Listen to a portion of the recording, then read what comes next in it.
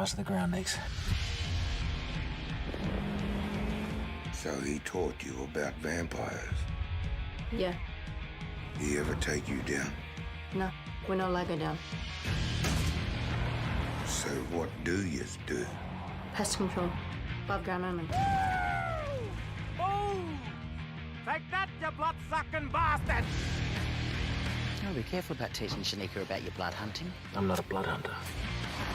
What stopped him? He's not following law. Same law that says women can't hold boomerangs. You choose to piss your life away. Shut up! I hunt vampires my own way.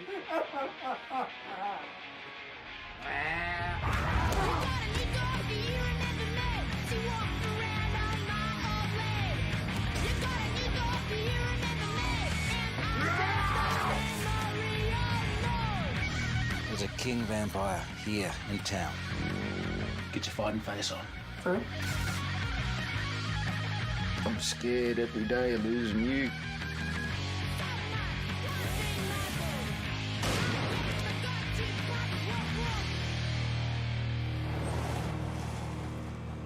Can't you just pull up like a normal person? Hero's life, Nix. I didn't choose it. Chose me. Welcome to the periodic table of awesome. Struth! Bloody hell! Struth. Crikey. Kenga. I don't know. I don't know what thing. I don't know what I'm. Ken saying. Oh right. Fuck. Ah, Dang it. Kenzo. Well, I don't know. What's a colloquialism from Cooper Petey? Get me the fuck out of here. It's not Cooper Petey, it's Cooper Petey. I've got a good reference. Dug another hole, Dad. It's not filling with water because we're in Cooper Petey.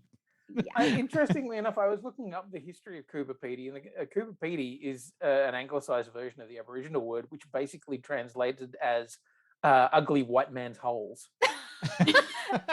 Is that for real? That's true. That doesn't sound real. But I'll look it up. I would like to see your references. Citation Do you want to see my needed. working too? Yes. Well, Quinny, how about you come up on in front of the class and show us you're working on the board?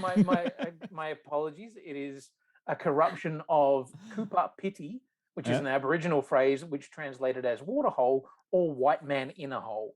Oh, okay. I added the ugly bit, but quite frankly, yeah. that's where we're at. And that's what this show is about. Yeah, absolutely. White men in a hole. Yeah. Well, technically true. Yes. Yeah. That's okay. Look, I'm all down. What are we talking about tonight? Firebite. So it's a series that started December last year, had been in development for a year and a bit before that, I believe, and started on AMC Plus, which is a new competitor enters the ring of the streaming wars. Yay! I'm very frustrated by this. Side note, Judge. Sidebar. Sorry, I'm annoyed about that because this series made in Australia. Isn't available in Australia through easily attainable means.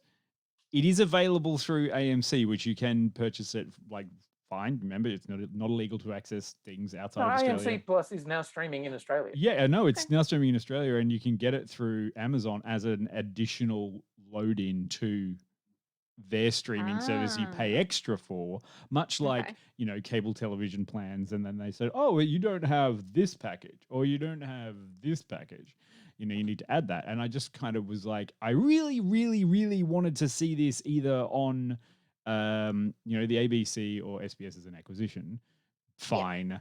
I understand that though they didn't put any money into it, so I don't know. Peter, as the industry, do you have any the industry? I am the industry. Yes. No, as the industry, I think it's great that a US based company has commissioned and put money into getting a series like this made. I think it's tricky that accessing it in Australia does involve a whole new streaming service. So I feel like a lot of people might miss out on it because of that. But I would mention that this particular streaming service does have a 7-day free trial, and there are only 8 episodes in this series. This is Yes. very, very true. Yes, I mean, there that's- are some other interesting things on that one. Like you can also get All what- of The Walking Dead, I presume. Yeah, I would imagine. So. and Fear the Walking Dead and Return to the Living Dead. I don't know how many spin-offs are there now. Yeah, there's a few. Yeah, like I'm excited for a big American company like that to actually be commissioning Australian drama, especially spec fiction Australian drama. And First Nation spec fiction Australian drama. Wait, yeah, I mean it's there's a ticking lot boxes. of really good shit there. Spec fiction. Oh, Other than vampires are spec. I think that's just straight up fantasy. okay, urban fantasy, though this is not urban, so just Let's not go into who killed who. Let's just understand. Creating a new subgenre called rural fantasy. I wouldn't even call rural Cooper Pedy fantasy. rural, to be honest. Outback fantasy. Yes. Outback fantasy. Where you can get a and I'm down for that. you can get a Outback fantasy. bloomin' onion at Outback Fantasy. I've never ever once seen a bloomin' onion in Australia, but okay. Yeah. I have at Outback Steakhouse. Yeah. Yeah, we do. There are Outback Steakhouses in Australia. It's really weird. Wasn't there one on the Gold Coast? Anyway, they're getting There is one on the Gold Coast. I went to my first Outback Steakhouse in one of the southern states of America, and it is such a trip. It's like the weirdest place to go to if you're actually Australian. Even that, like the toilets are like labelled like Sheila's and blokes or something like that. Like Americans must just be so confused the whole time there. I think the Australians are probably the more confused ones. Yeah. They don't actually use that language. That's kind of one of those things. Meals have names like Gold Coast prawn and on a barbie, and I'm like, this is not anything like what we would eat at home. Yes. Cool. Yeah. I mean, Anyway, diversion. My fault this time. Sorry. Peter, never. Because that has nothing to do with the subject matter. Couldn't be further from the subject matter. A discussion about the Outback Steakhouse menu. Yes, but bring us back. Bring us back. Right. Bring us back to the Outback, and more specifically, the South Australian buses that drop people off in Cooper Pedy. Well, I don't know. It could be about the Outback Steakhouse if all of the steak was served blue, and in fact, bloody as hell. Can we get off theme restaurants and get back onto topic for fuck's sake? Okay, fine. This is doing a disservice to everyone's fine work in this television show. Move on, Quinny. So you're telling me you don't want to talk about Hog's Breath? That's Oh, don't get me started on Hog's Breath. Do you want to know what it's about? Do you want a synopsis? No. Yes, Probably. please. No, I don't. Do not tell me about Hog's Breath and how I have actually gone. What a I have shill actually of a fucking company. gone there with Americans who have been severely disappointed, even though before we took them there, we're like, you're going to be disappointed. And they're like, no, it looks fun. It's a pink pig. And then they went there and like, this is very expensive and quite bad. And we're like, I know. Anyway. Yep. Sorry, synopsis? Yes. Would you like to do a synopsis and let everyone and us know what Firebite is about? Or would you like to hear some music for your background there? Is that going to I'm always excited to hear what you come up with music-wise. Really? Spoopy, Okay. Very spooky, whatever it is. Welcome to Opal City. This remote Australian outback mining town is the last colonial stronghold for vampires. And when the king vampire arrives with plans to take over and kidnap locals for their blood, it's up to 2 Aboriginal renegades, Tyson and Shanika, to stop him and end the 230-year war. Firebite. Yeah. So rarely do I get to go for natural Australian. Or Australian who's probably excited about going to the drags on the weekend. Oh, Sunday, yeah, come on down to the drags. I'd also like to shout out, like, this is a bit of Amyl and the Sniffers, Australian punk band who are on the soundtrack of this, and I'm just like, fuck yeah, get a bit of Amyl and the Sniffers in you. I think like the first thing that really grabbed me about the show was the soundtrack.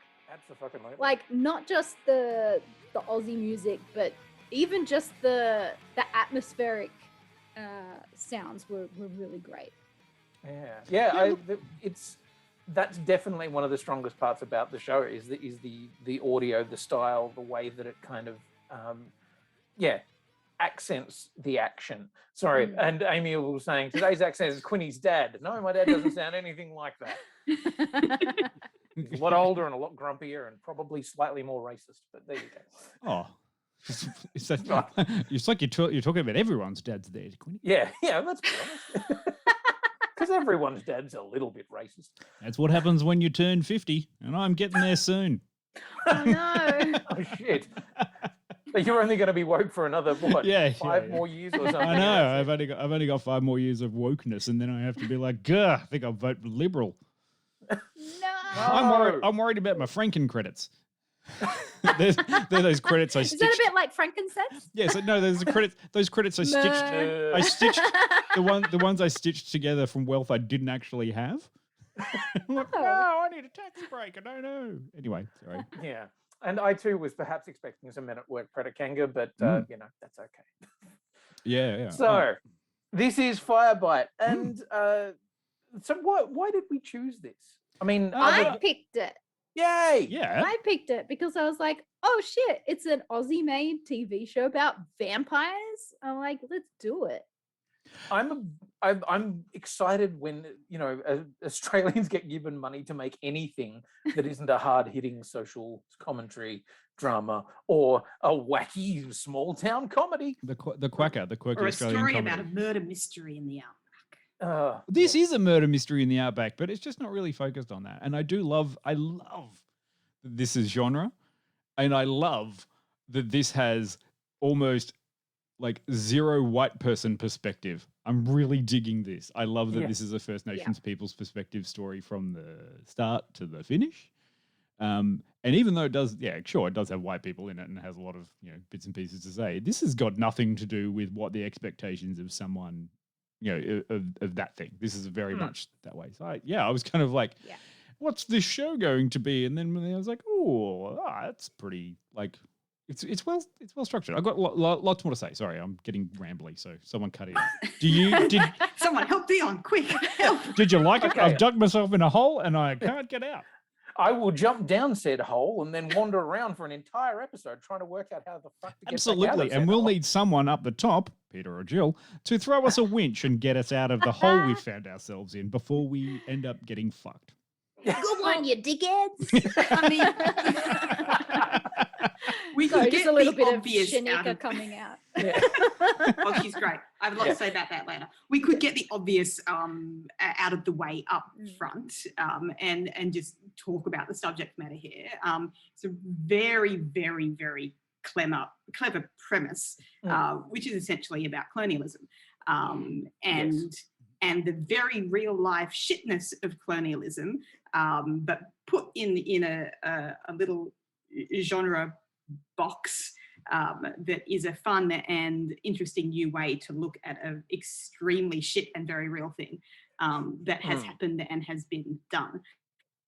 And the 4 of us are from colonialist background. So speaking about it, obviously we are looking at it from that perspective. Yeah. And, and it is hard important. not to white lens this review is what I'm saying. So I think let's put that out up front. Yeah. Absolutely. So one of the other reasons that we were excited about this is because quite a long time ago we reviewed a film called Hidden Figures, and as a part of that we had some friends of ours come and join us who were Cody and Bjorn, Cody is a writer, playwright and screenwriter, and Bjorn is an actor and a comedian and writer as well. They both Aboriginal, and Cody is one of the co-writers of this show. So part of the whole thing was very much going, hey, our friend made a fucking cool show. And we wanted to throw our hands up to that. Unfortunately, we couldn't get to them, but we do want to wave the flag and go, fuck yeah. Yeah. Look. And also I think it's important to talk about any Australian content and make sure that people know about Australian content and watch Australian content. But, you know, particularly that this is a First Nations story told from a First Nations lens, like everybody should go out and watch this and should support content like this so that big American companies keep giving them money to do it. Yeah, frankly. And you know, I really hope that this does get a lot of viewership and does do well so that there is more of this content in the future.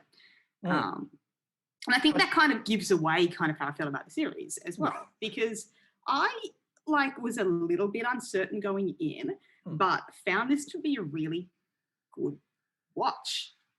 I mean, it's obviously got the makings of a low budget series / you know, indie kind of vibe to it, but the story was very enjoyable. Story was solid. The performances were I mean, some of the performances I really loved, and particularly Shantae-Barnes-Cowan as Shanika. Like, I was so into her and that character the entire time. But her a couple whole of attitude and style was just cool. I'm like, I'm digging this girl. She doesn't take off the baseball cap, you know, like she's always in shadow. She's just got like this aura about her of like no messing around. And is a fucking scrappy fighter who will like. I couldn't help but feeling a few times that I was watching a kind of Buffy, but not. You know. Well, at first I thought it was going in that direction, and then I realised that it wasn't that. No. At all. At all. Like, I was kind of like, oh, is this going to be? And then by the end, I was like, oh no, this is actually a very, very different mood. Unfortunately, I did find that some of the effects were very Buffy-esque, which I found distracting. Yes, sometimes. Little like bit derivative. Makeup was quite Buffy-esque. Yeah. Dion has something to say about that. No, I don't have anything bad to say about the Buffy-esque, like, kind of the Buffy-esque kind of things that we're going here. Like, there's a lot of really successful things in it. And I want to say that it shouldn't overshadow some of the flaws, but I also am astounded by what has been produced, which, you know, it takes a lot of skill and a lot of effort and a lot of dedication to make this work in the way that it has, especially in the way that it's shot, because it is really good to look at. Like, when I went back, I watched a couple episodes again and watched their framing and watched the shot, the set, the way they set shots, and the way that they made it really filmic on like a TV budget.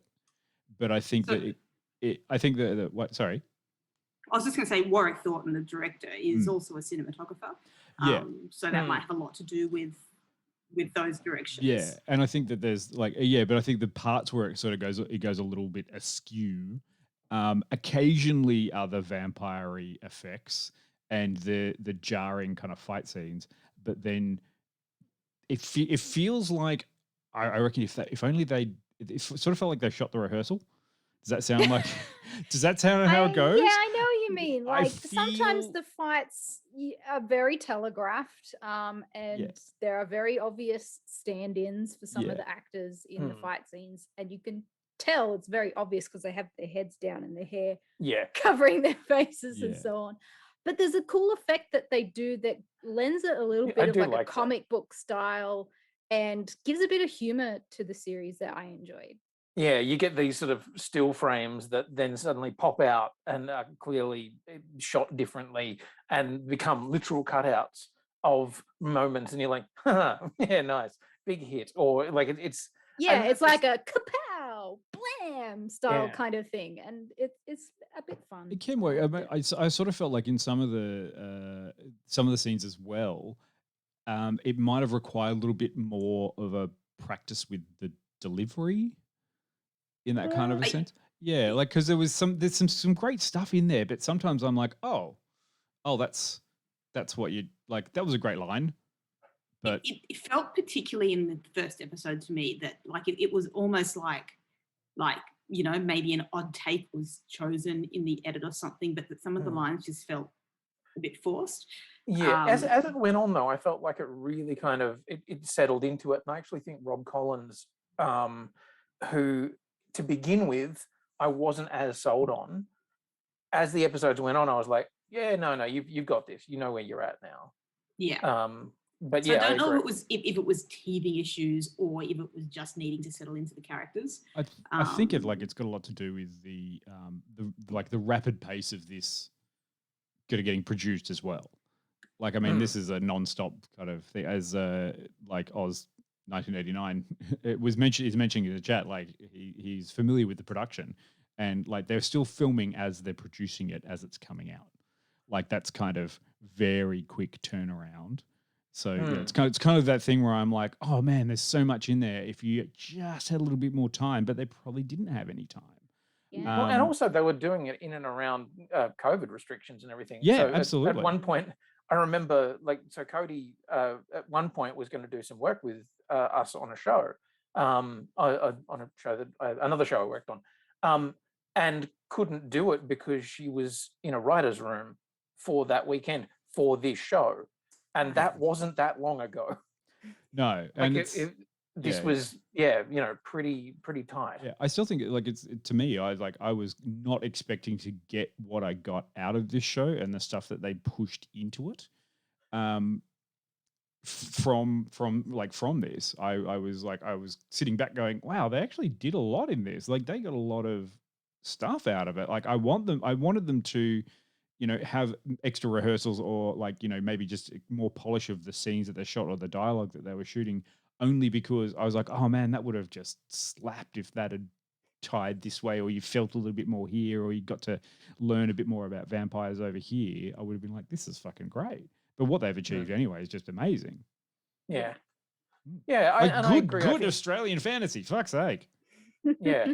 We don't get much of it. Not round the twist levels, but nothing can be perfect. Have you ever? Don't start. No, I'm not. We just found Jill's limit. Yeah. No. I just mean we're going to go on a whole other tangent again. Yeah. And we'll when you start that, you can't stop. Yeah, it's true. So the two lead characters are Tyson and Shanika. So Tyson is, it's not really a spoiler to say that he's or was a blood hunter. And blood hunters are the Aboriginal vampire hunters, basically, who traditionally have hunted them with a boomerang and basically have been doing so since colonization 230 odd years ago or thereabouts. Is it too much of a spoiler to talk about the established premise of the show, or because I mean it's in the first episode? It's in the first step. I think we I talked don't about think that. it's I think it's a good hook. Yeah, well, I Jill, really do. Jill, it's your choice. Tell us what the premise of the whole thing is. Right. So they're saying in this show that vampires never existed in Australia until the first fleet came and brought 12 vampires with them.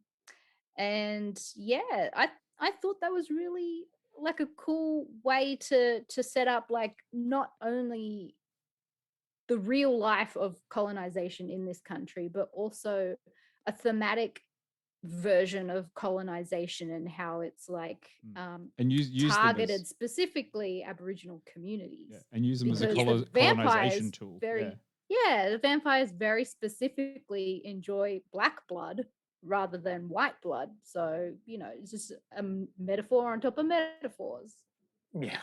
So the idea is they didn't bring them by accident. They brought them as a specific tool of genocide for their colonization. Bloody British.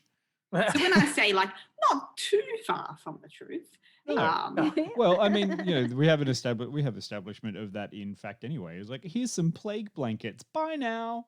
Like, come on, they've done this. It was a nice Would you say that the white people are vampiric like scourge on the society that was here before them? Sure. Yeah. Yes. Well, I was trying to write a ticker before, and I was like, saying something that, you know, white people vampiric scourge, and I was like, yeah. And no, parasitic, yeah, maybe. Yeah, I mean, like I liked it. Like that was the thing. One of the very first scenes, you see a vampire crawl out of the many holes over Cooper Pedy, which they also give a very good explanation about. Sure, they came there to mine all the resources, and the vampires were like, "Great, you just made homes for us. This is a great place to live." Yeah, and I love how they tied it into like opal mining and stuff. It was very cool. And that's such a lovely, you know, parallel, isn't it? You know, look at this land, and quite literally, this is a land that has been sucked dry and has had holes poked in it, and the good shit pulled out of it. If that's not a, you know, a beautiful parallel for vampirism and everything, I don't know what the fuck is. Sorry, as you were. Like at the very first episode, you see one of the vampires who's crawled out of the hole, and he's wearing a red coat, like a British First Fleet red coat. And it's like, that's probably true. Like, you know, there would be a vampire sitting around doing that. Yeah. It is such a great premise, and the way it's tied in with you know those opal caves and that kind of thing. I kind of want to know who like came up with it and what was the thought process. Like, is it something like looking at those holes in the ground and being like, oh my god, what if this happened? Or, you know, did the vampire idea come first, and then just to tie in the opal thing was just part of the development? Because it's so perfect. Like, it's so perfect for the story. And there's like, that's the kind of thing with genre that kind of really excites me. I've had a few of those discussions about like, oh, what a great concept. Like, you know, the First Fleet came out with vampires, and until someone who wasn't you, Peter, I know they're not the industry, but they're in the industry, who read scripts for a living, was like, yeah, there's been a lot of that.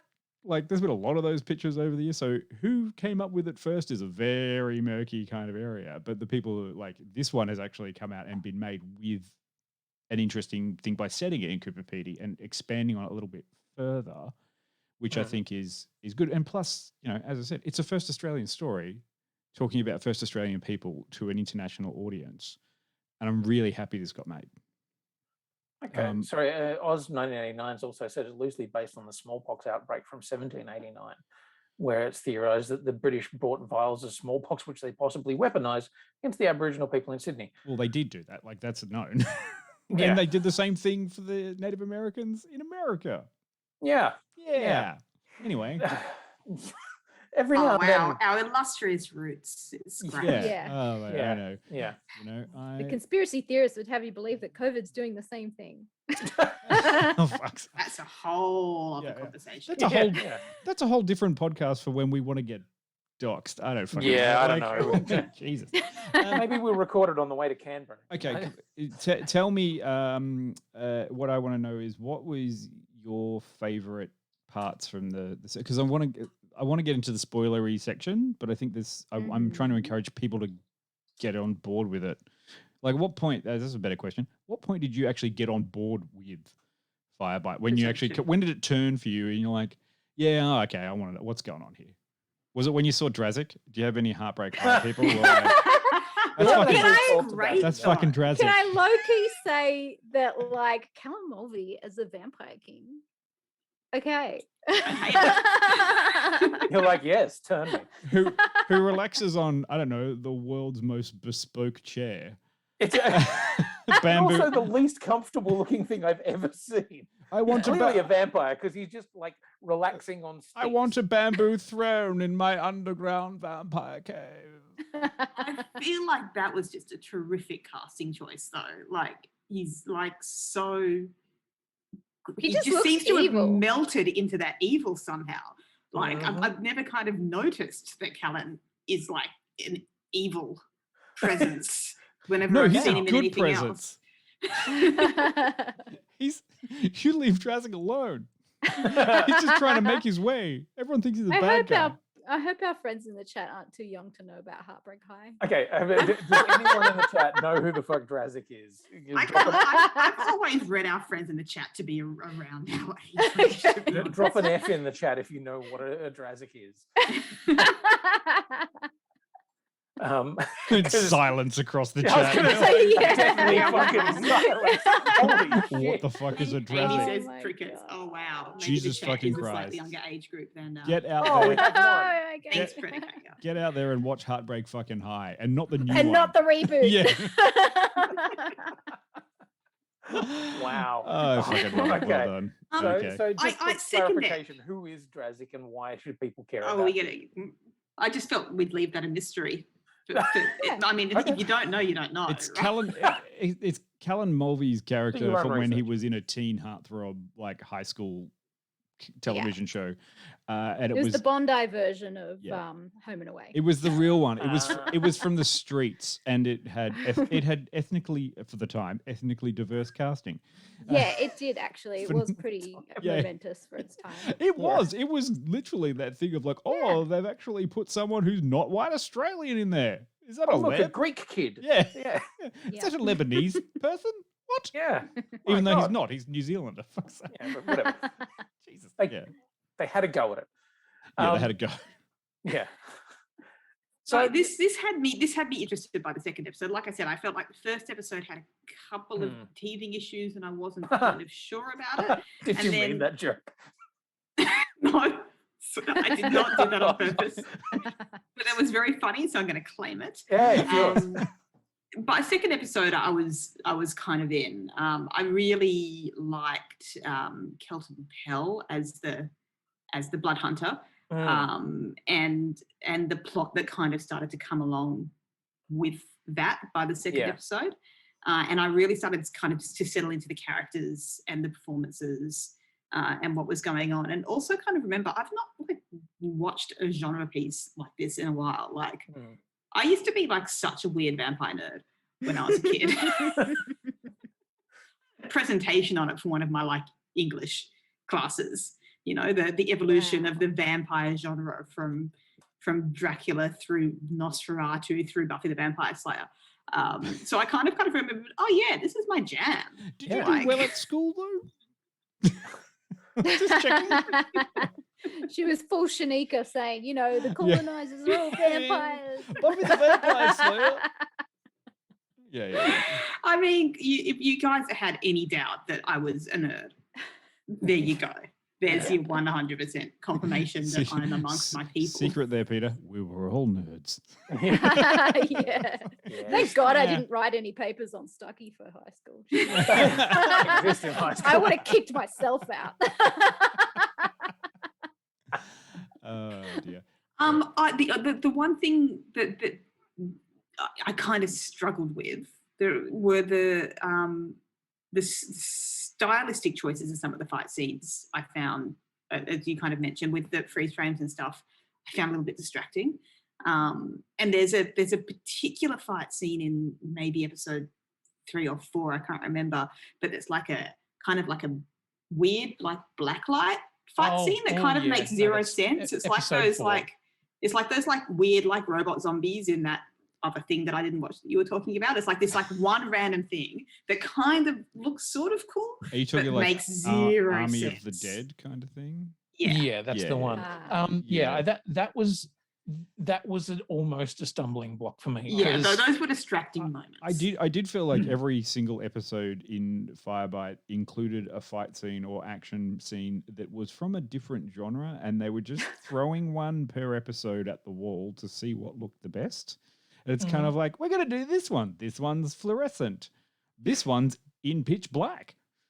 It's just a black Actually, screen I'm with pretty some sure sound. that pitch black one was in the same episode as the fluorescent one. Right, yeah. This And one's shot high def and high speed with flash photography and a strobe light. And I'm like, okay, set a style, just pick one. Pick one. Yeah, it's trying a lot, which I think is interesting. Like it's really having a lot of goes at lots of different styles. Sometimes it does, it doesn't do them as well as others. Like the black white fight is not a high point. And there's also the one where they turn the lights off for most of it. And I was like, I think you've let this a little bit long. That's okay. It's all experimentation. Eventually it'll level out and you'll go like, oh no, this is our style. Because I mean, you know, these sort of things, you need a style. And this one is quite stylistic in a lot of other areas. And I think the one big style I pulled out of it was the lighting is great. Every time they have a scene, especially external scenes or even scenes in the caves, they're just lit very beautifully. So no matter what the fuck's happening, you know, it's like someone's running, someone's doing this, someone's delivering some dialogue. I'm always like, it got to about the third episode in where I was like, oh, yeah, I'm really like, nice use of either natural light or how did you make a fluorescent car park light work so nicely for that scene? It's just a Subaru pulling up to a handbrake turn. Yeah. And again, I'm pretty sure that's Warwick Thornton. Yeah, he does beautiful. And I love. See, that's the thing. That's where I think it works for me because sometimes a lot of it is very thin. So like it is very much the butter scraped across too much bread kind of stuff that's going on. Like either it's sort of a ropey dialogue or a ropey like idea of how they're getting from A to B, or they need to move the plot on this much. And sometimes if it didn't have that beautiful cinematic feel, I'd be like, oh, this is boring me. But the thing I like about the visuals of it is that to me it sets a very specific tone. Like it gives you a sense of place better than anything I've seen in a long time. And that sense of place is very alien. Like to any one of us who's a city dwelling, you know, whatever, this is a place that we don't understand in the sense that it's super dry, it's very bright. Like when it's in daylight, it's in fucking stark daylight. The dirt everywhere is white or, you know, a creamy kind of color. But then the nights are incredibly dark, you know, lit only by the headlights of the one car that you can see. And it's this very not oppressive, but it's got a really solid feel to it. You know that you're there whenever you're in an episode of it. You know you're in Opal City, and you know what Opal City feels like and smells like, and you know the people who are there. You know who they are. Like they're the miners. They're the people who are just trying to scrape life out of very, very dry dirt. And I like that. Yeah, with that, I want to highlight the production design, like the costumes, the sets, everything I felt was like so high budget.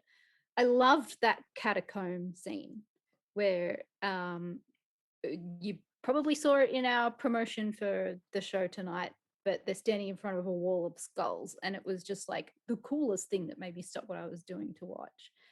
And all of the sets inside the vampire nests, and as well as like the bar in town, and all of the cars and the trucks and the everything, and the costumes, the filthy miners outfits, and the the I was say, you can smell it.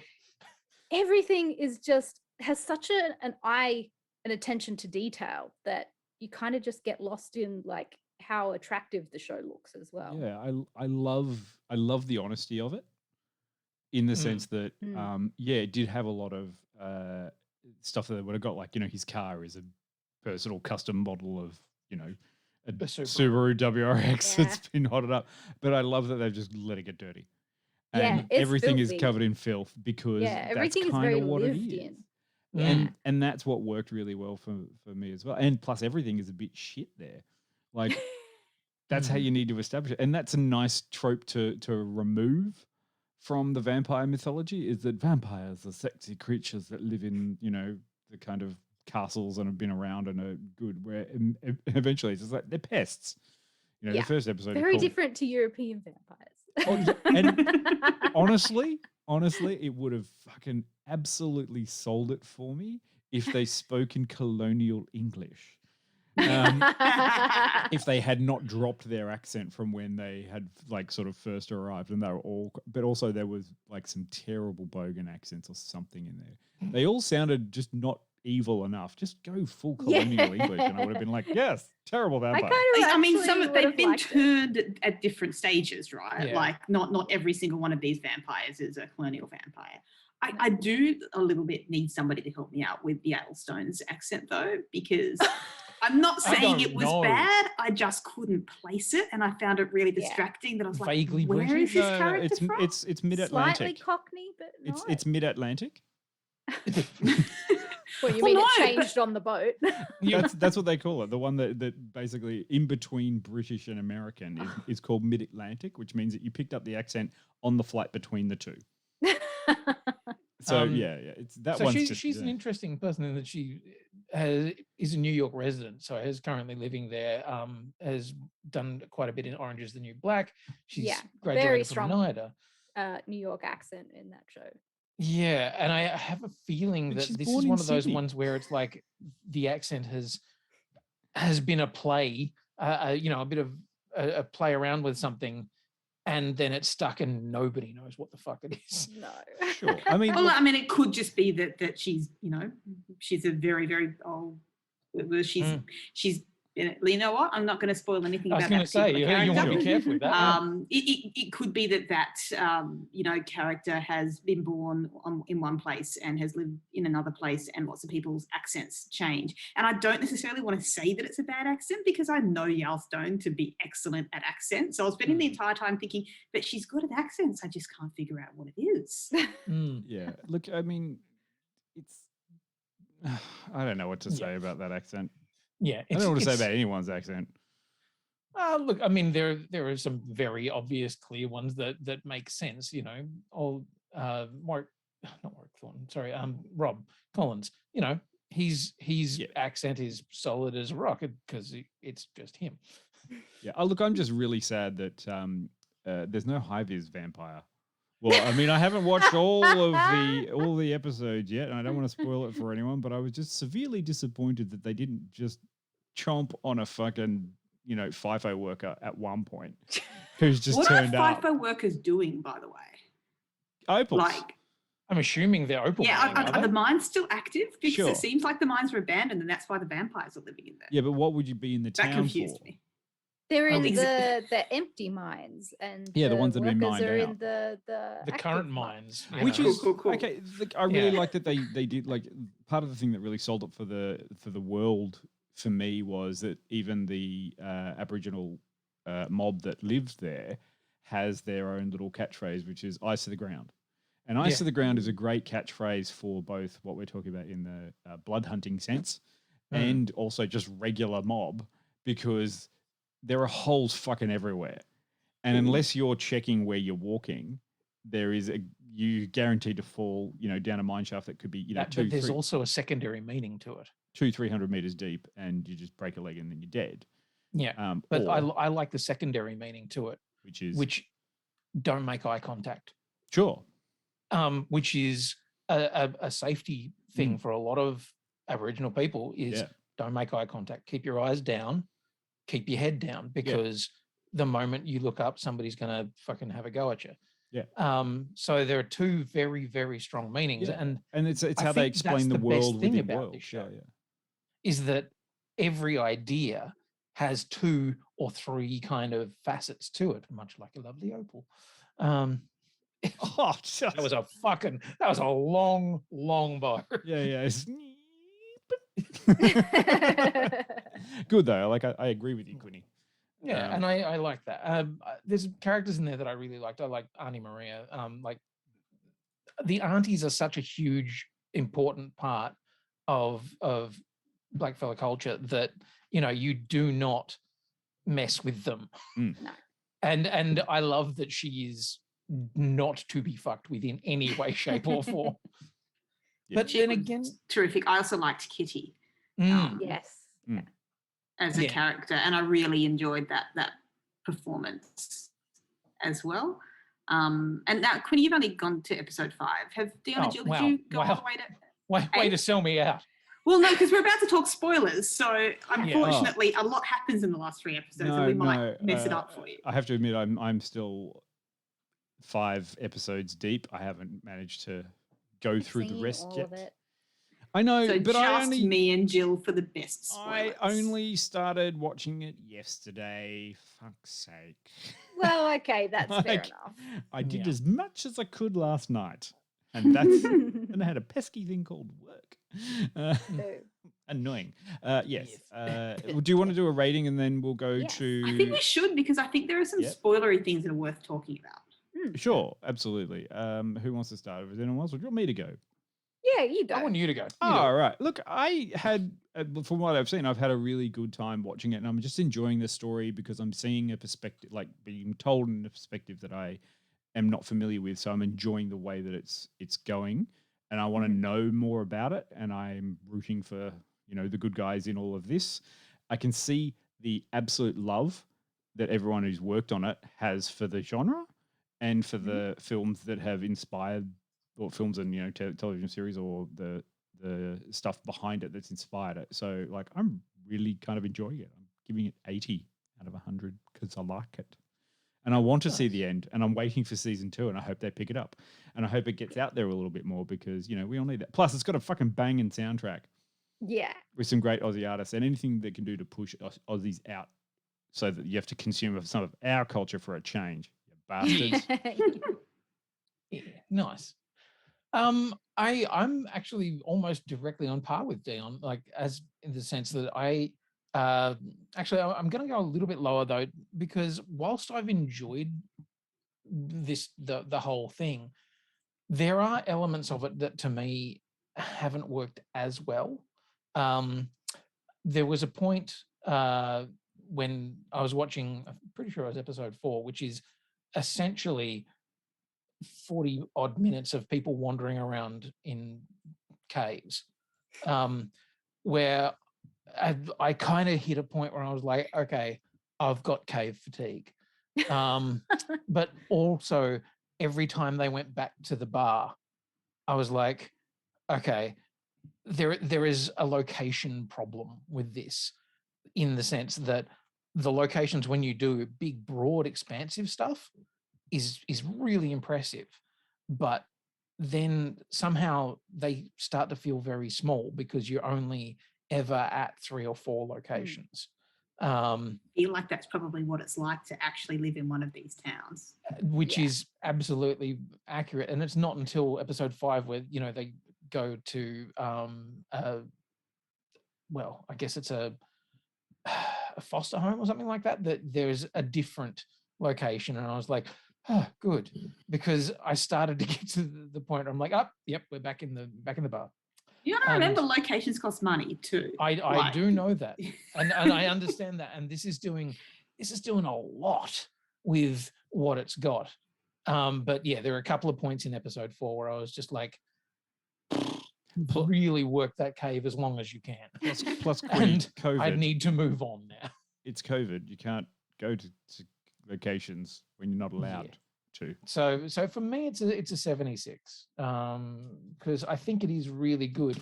But there were a few times where I just found myself getting a little fatigued of the locations. But then, in the next second, there would be because also when they're shooting outdoors and stuff, a lot of the time it is it's very sunny, very bright, and it's kind of like, But then there'd be a shot of the Opal City bus drop-off area or something, and I'd be like, oh, fuck, that's impressive. So, yeah, that's tough.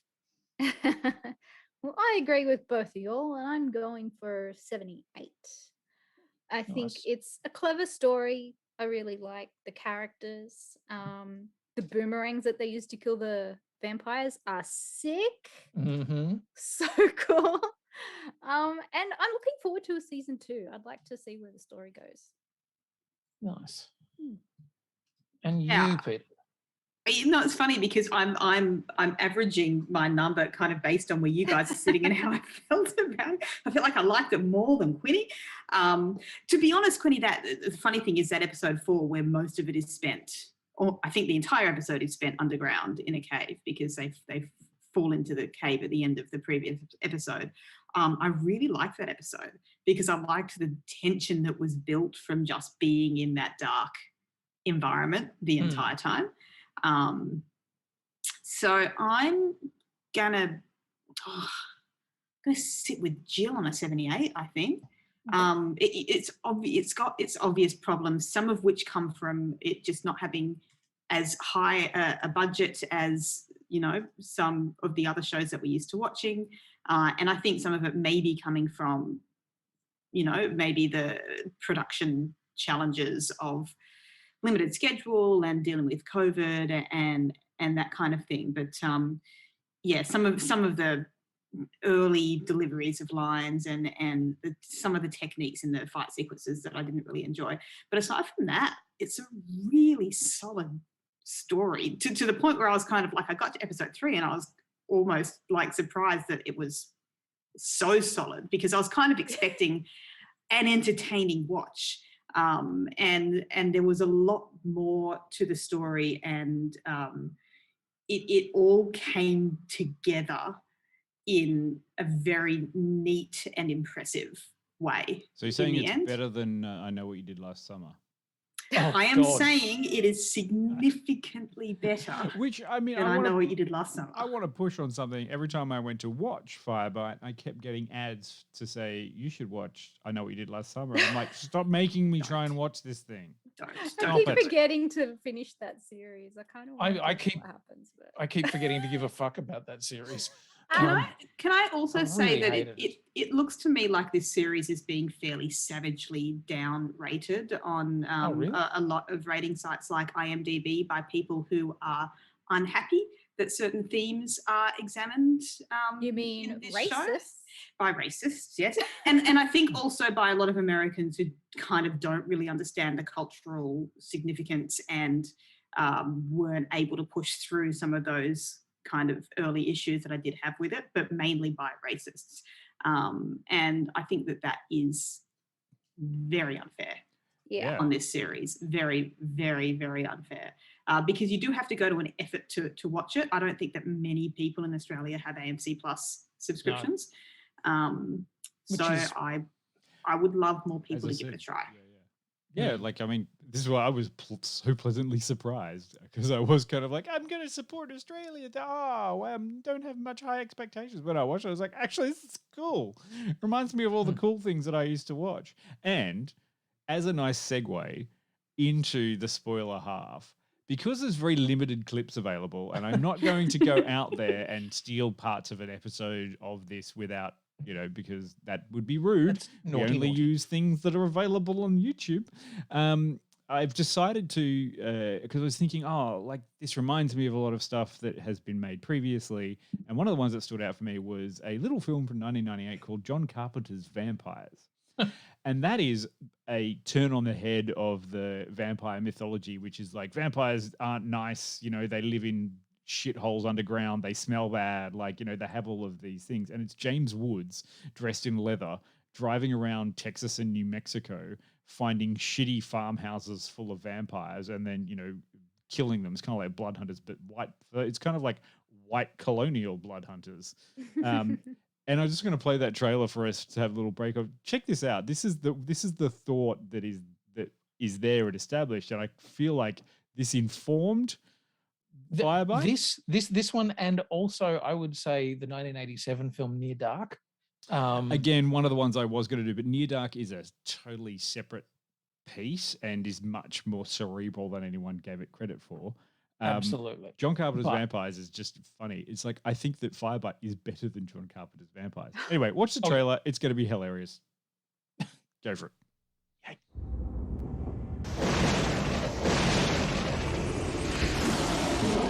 Have you ever seen a vampire? Forget whatever you've seen in the movies. It's not like they're seducing everybody in sight with cheesy Euro trash accents, all right? They don't turn into bats. Crosses don't work. If you want to kill one, you drive a wooden stake right through his heart.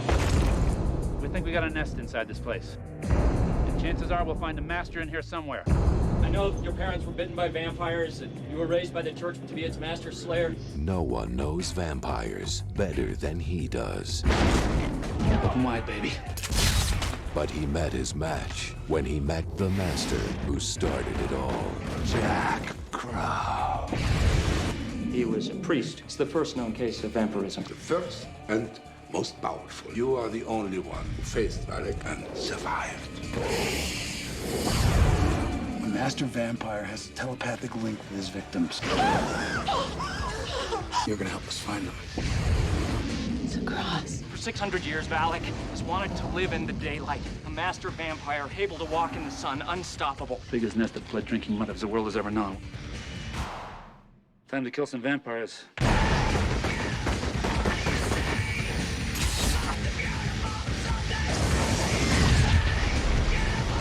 Step behind us! Come on! Come on!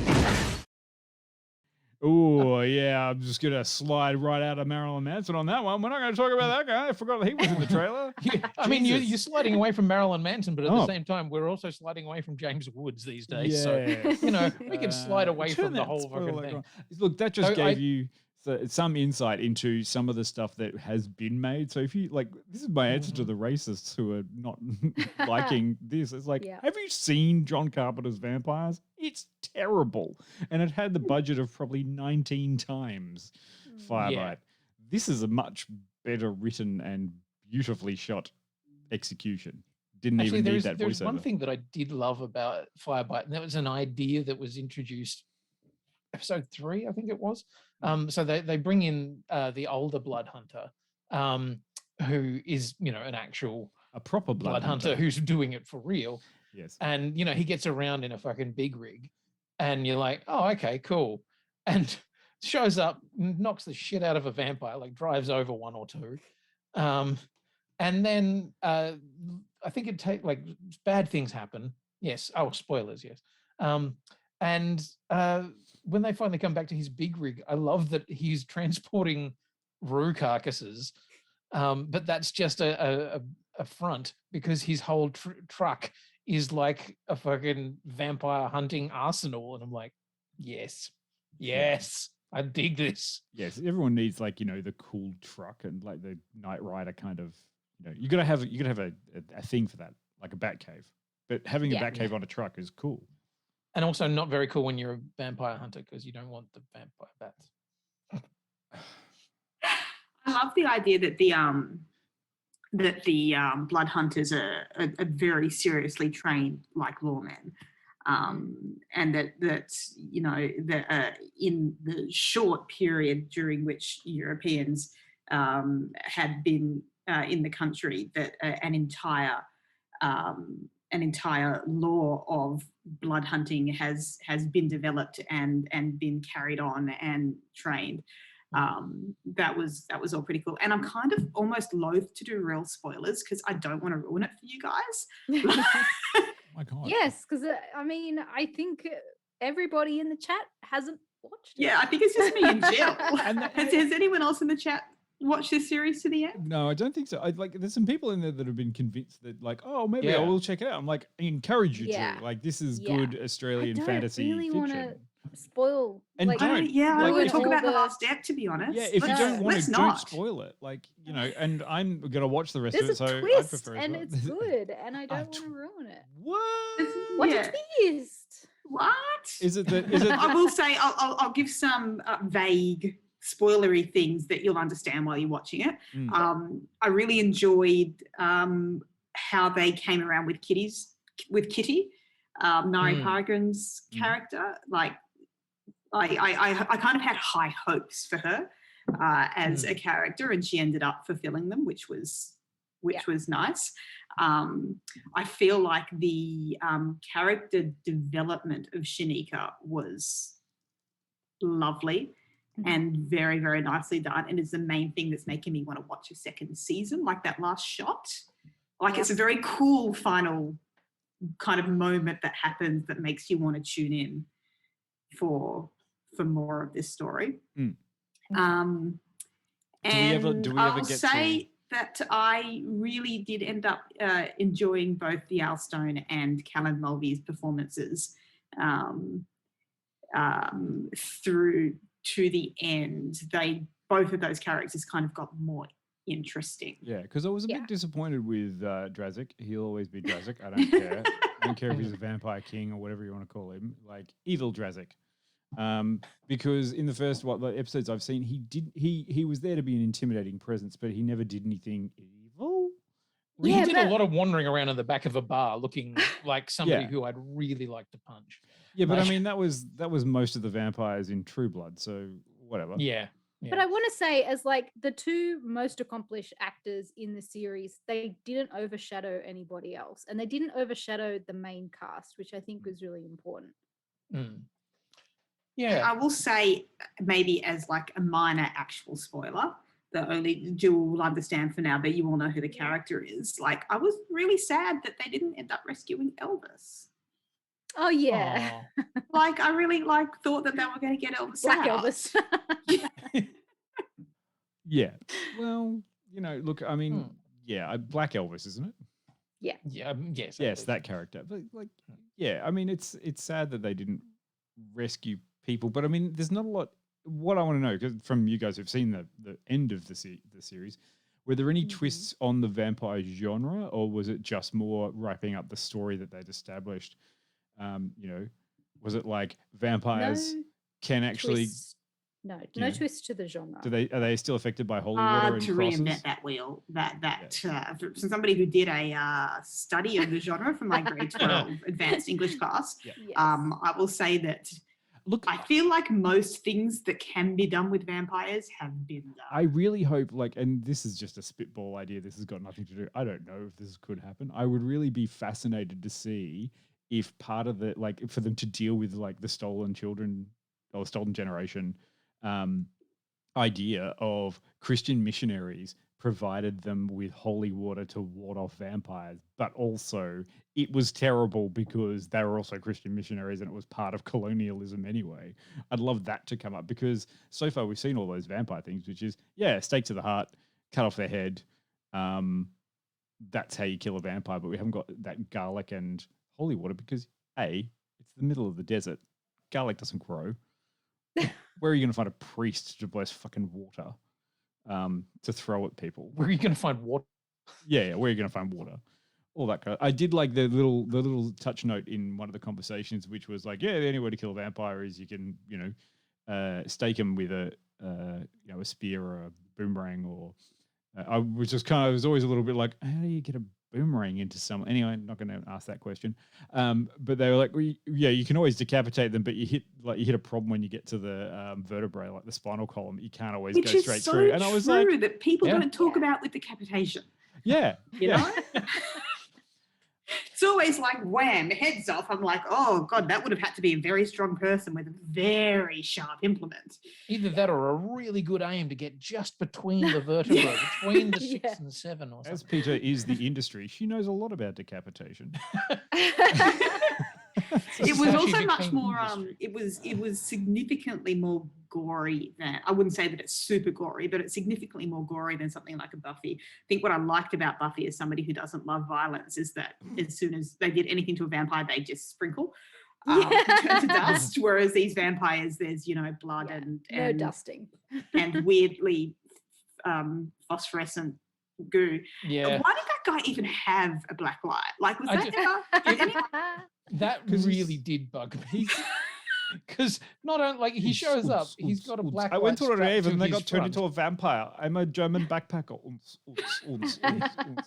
There was also a bit of rave music around it, and that was sure. Okay. I mean, if you want to talk about the music that's in here, there's a lot of different genres and a lot of different music in there by Australian artists, which I think is great.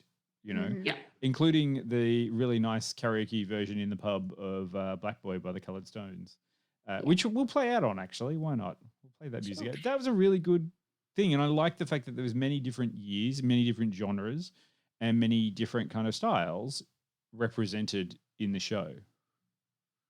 The soundtrack was terrific. Yeah. There's really great. It was. Once or twice, there were a couple of moments where I actually was like, somebody's really in love with their soundtrack more than their dialogue.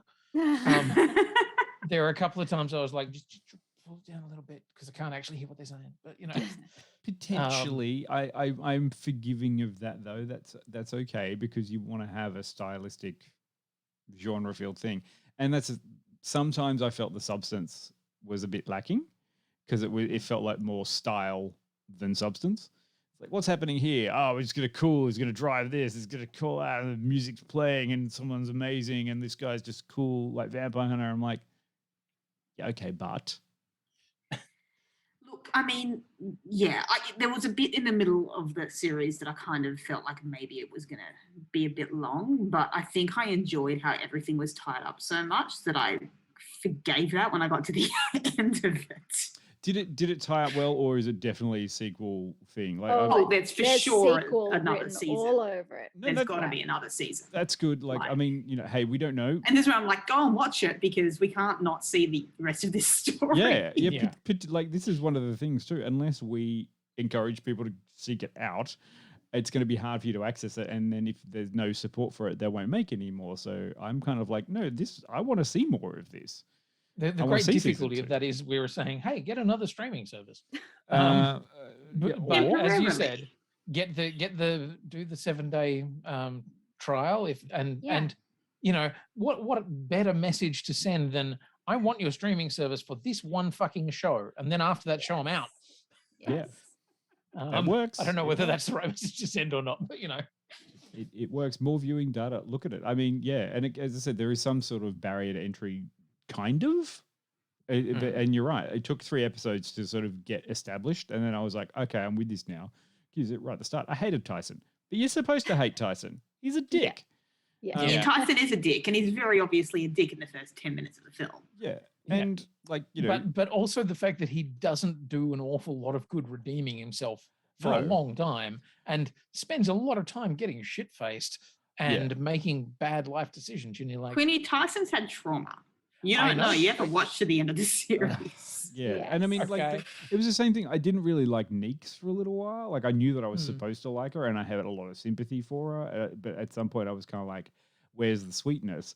And then I think I'm still kind of there by going, no, she's great. She's still badass. She's the adult in the room. She's the one that everyone's going to hopefully have to come and rely on. And I kind of like that. And I like that all of the white vampires are just fucking useless. Yeah.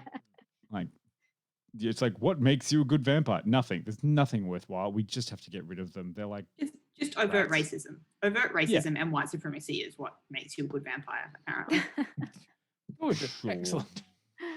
And there's going to be a bunch of people who are really good at it. Well, look, hopefully another streaming service, Blue M was asking, will another streamers pick it up or will it be, is it tied to AMC? It's currently tied to AMC. I would desperately love to see it show up on SBS or ABC. Like, SBS is probably the better call as an acquisition at the moment. I don't know. ABC funded Clever Man for 3 seasons, I think it was. Yeah, I would like to see it turn up because I think it's worthwhile and it makes it more accessible to the audience that it's really about. Like, I mean, SBS does make some really interesting acquisitions of overseas content, particularly in the genre space. So you're right, I can kind of more likely see it going there as an acquisition than anywhere else. But how many fucking teen drama, beautiful vampire shows are out there that America is punching onto people? Yeah. Do I have to watch another one, or could I watch something that's genre and different and just has a bit different? Like, it might not be as polished as one of those teen things, but also it's not as twee. I think you raised an interesting point there a second ago, Dee, that whole thing of barriers to access. And I think one of the things that is actually really disappointing about this is that the audience that this was written by and for are more likely to not see it. Like, it is something that should be on an Australian national broadcaster. It sort of bugs me a little bit that it's not. On one hand, I understand that sentiment. On the other hand, I think it is really terrific that not just local content, but Aboriginal-led local content is being picked up by a big American broadcaster instead of a small local broadcaster.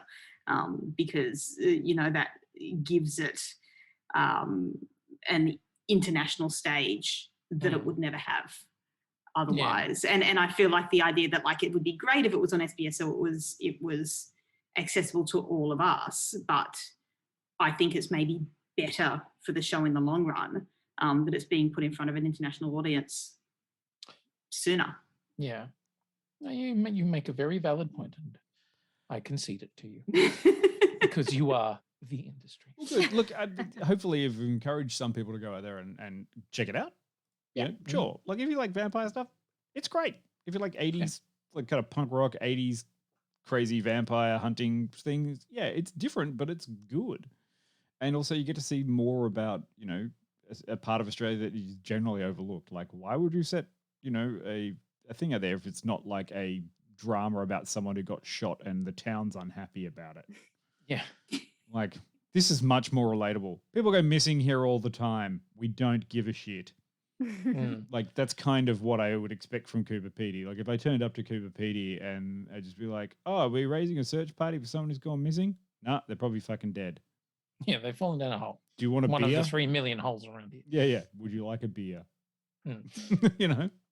And they reference that with the police action during the seat. Like I love the sprinkle of casual racism or overt racism that just comes across every time they have to interact with like regular white fellas, and I love it. It's just kind of like, ha, that's right, we're still terrible. Yeah. Yes. It's very good. And on that note. On that note. On the we're still terrible note. Yes. What have we got coming up? Animates. We're going to do some animates. Yeah. Jill was very surprised. Jill forgot about the animates. Because it's on Friday. Is that the song that you use now? Is it animate? Animate. Okay, well, I know what I'm doing tomorrow. Tell me about it. Animate. Oh dear. I had a message come in from Will going, yes, birthday animates Fradsky, yay. But yeah, I had a message come in from Will going, "Hi, what are you doing for Friday?" And I was like, "Oh shit! What are you doing for Friday, Quinny? What is Animates about this week? Tell us." Reboots. Not robots. No. Not robots. Reboots, not robots. So we're looking at either our favorites or the things that we think are the best or most successful reboots of original cartoons. Yes. Okay, so cool. I'm excited. When is it, Quinny? When is it? Yes. It's Friday. 7:30. Friday, 7:30. Here on this Twitch channel. This very Twitch channel. Yes. Or if you're listening to the podcast on Twitch at 7:30 on Friday night. Oh God, somebody's like, reboot. We could do reboot. And what's more, there's been a reboot of Reboot. That's just called The Matrix. Yeah. Wow. Or Chip and Dale. Bro, I heard you wanted to like reboot, so I decided to reboot your reboot. God. I shall not be joining you for reboots because I shall be deep in a computer game for the next 2 days. Oh, the Destiny DLC? I'm probably going to be playing Destiny. Not that I've ever played any Destiny much before. Casper brings up a very good question. Yep. Oh, just in relation. Did anyone watch that Dale, fucking Chip and Dale Rescue Yes. Rangers? I What the fuck don't was hate that it. about? Do I know what happened in that trailer? No. Did I think I had woken up on a different planet? Yes. See, this is just That what was happens when the writers of bizarre. Hollywood microdose too much. I just love that thing. Yes, okay, so everyone can tell I've had the surgery, the CGI surgery, and I was like, oh my god, Oh my God. what the fuck? I anticipate So that is going to be a meta. funny film. Yeah. I hope so. I really hope so. But the thing that got me about it, and this is an unfortunate thing that it reminded me of. It reminded me an awful lot of Space Jam, the new Space Jam. Oh no. Which only in the sense that here's the thing that we enjoyed from our childhood that is referencing its own nostalgia, is being very, very self-aware about it, but also very specifically going, look at all of the IP that we can put on screen. I can have my character dancing with Roger Rabbit, and in the background there's another character from Disney and Marvel. And also the characters from the Clockwork Orange, because when I go to watch a animatronic thing about basketball starring that kind of Bugs Bunny. I want to see the Droogs from A Clockwork Orange. No. Yeah. Like, Yeah. I'm sorry, what? Yeah. What? That's a bridge That's too not far. a character you want to see in a children's No. film in fact, to make for- a child go, oh, I'm going to look at the Who are source they? material. Very Yeah. specifically, the don't. film was about the desensitization of youth and how that they are reduced away from their humanity that caused them to do terrible things. Yes. Yeah. Anyway, yeah, But, you okay. know, just put them in a crowd scene because it'll be funny. No. And that was my biggest problem with that it felt a little bit like when the first Lego movie came out and everyone was like, oh my god, everybody's in it, they've put every character from everything in this movie, and we all went, that's amazing and hilarious, and now everyone's doing it, and it's just like, I mean, the how deep Lego is your version IP of, well? of things is okay because they will never release a Lego Droog set. That you know of. Oh no. I'm not going into the dark world of custom figurines from China. Yeah. Anyway, we're getting off topic here. Look, Peter, you look like you're a little bit more chilled out on this. You think it could be fun? The Chippendale thing? Yes. Yeah, the Chippendales are a great team. I love it. I went to a boat that I was like on when Sydney they take Harbour. their shirts off. They were like, Great. And then their song comes on. Chippendale, Oh, take no. their clothes off. Hang Oh on, no. Okay, we've just crossed some kind of line. I'm Yeah. not sure what it is, but I know that it's been crossed. I do like that they at least reference the fact that Chippendale are at least half of Indiana Jones and Magnum PI. Yes.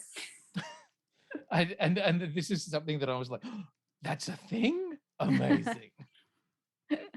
So we'll see what we think of that. But also, as per usual, we've got heaps of stuff coming. So obviously, Animates on Friday and next week. What are we doing next week? Next Tuesday, You guys another are Jill. doing Cobra Kai. Do or die. Cobra It was another one that I picked, but I won't be here for it. So Kai. Do or die. Cobra Kai. Yeah, But after that, We don't know yet. We haven't actually put anything out. yeah. So if anyone has any requests, March. now's a good March time. is coming up. Tell us what we're doing in March, please. Let us know. We haven't actually done anything on Uncharted. That's a movie that's come out that maybe Which someone I here have has seen, and I can give you. I'll give you my short review of it right now. You don't want to save it for an actual review, but sure. Okay, there's- Casper and I are going to do a whole show just on Reacher. So you sure. guys can tune into that, but we're going Reacher- to talk about Reacher. The Batman is coming out. We still Yeah. haven't done things like The Kingsman. Oh, I watched that the other day. Which I did too. I had a lot of fun. Fuck it. Was it dumb? Fuck yeah, but I had a lot of fun. There is a lot coming out around about the 4th of March. I noticed that there were 5 or 6 things that were releasing in and around that day, and I was just like, Sure. "Oh, okay. Gearing up to the end of March, which would be Doctor Strange and the Multiverse of Madness. No, that comes out in May. Does it? They moved it Yep. again. God damn it. There's also Moon Knight coming out, isn't it? That's in Yeah. And Halo, the TV series on Paramount Plus. There's a bunch of shit. Anyway, tell us what you want us to review. Tell us what you want us to Yes. talk about. Please. Yeah. Please send us an email. Comment on the Facebook. Comment and on let the us Facebook. know. Send Let us us an email. know. Send us a voicemail. Do all of those things. Smoke signals. Yeah. I don't care. Slide into our DMs. Bull roar us your thing. Oh yeah, we've got to get onto Beforeigners, which I have now watched. Yes. Oh, right. Absolutely. Okay. Is Elska Norga telling us that we have to have the Yes. foreigners? Well, the season 2 is out on HBO Max. I'm not quite sure how I'm going to access that yet, but I need to. And thank you for Amy of reminding everyone. Check us a dollar or a coffee. Buy us a Ko-Fi. Or subscribe to Twitch. Yes. Yeah, All of subscribe. these That's things. fine. We All would of love these it. things. All of it goes to keep us alive here. Please, it's very wet in Sydney. Oh, We need money to dry ourselves. my God. With that image. Sure. Yeah. Absolutely. I'm going to say... Say good night. I'm going to say good night. Quinny, you got anyone you want to take us out to? We're going to go rate anyone? Yeah. Look, you know what? Let's go and raid us some Barjo. All right. Well, please, enjoy in the podcast. Listen to Black Boy, this wonderful song, and we're going to go... See you on Friday. Bye. Bye.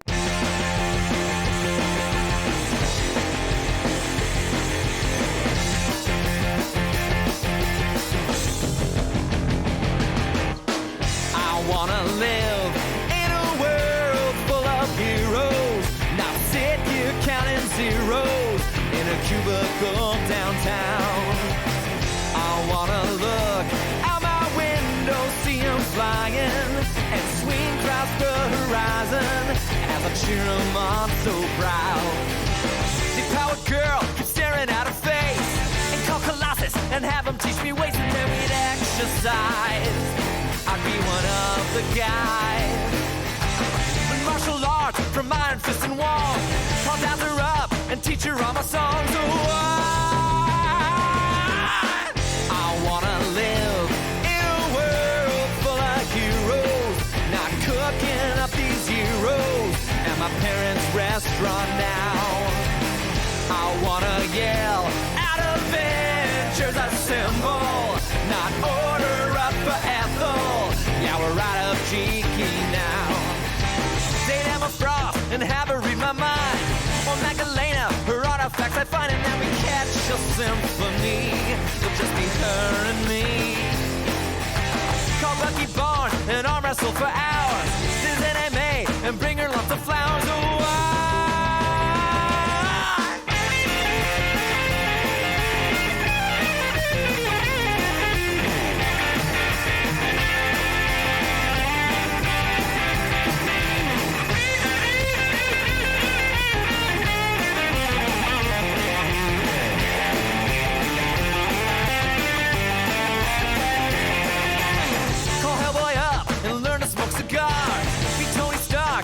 trendy bars would be a guy's night out. We'd make that wolf pack now. I'd run with Flash and do a marathon. Vacation to the savage land for fun. Oh, I wanna live in a world full of. I wanna live in a world full of heroes. Have NPR and CNN describe the latest. I wanna tuck my kids inside and read them stories of superhuman glory while the sleepy faces beam.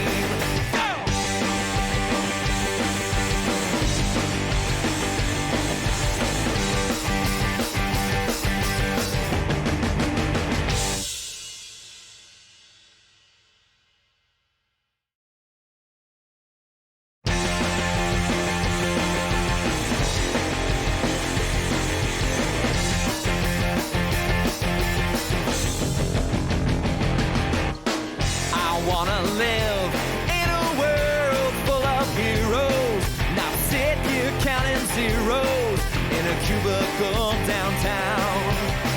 I wanna look out my window, see him flying, and swing across the horizon as I cheer him on so proud. The powered girl keeps staring at her face, and call Colossus and have him teach me ways, and then we'd exercise. I'd be one of the guys. Martial arts from iron fist and wall, I'll dance her up and teach her all my songs. Oh,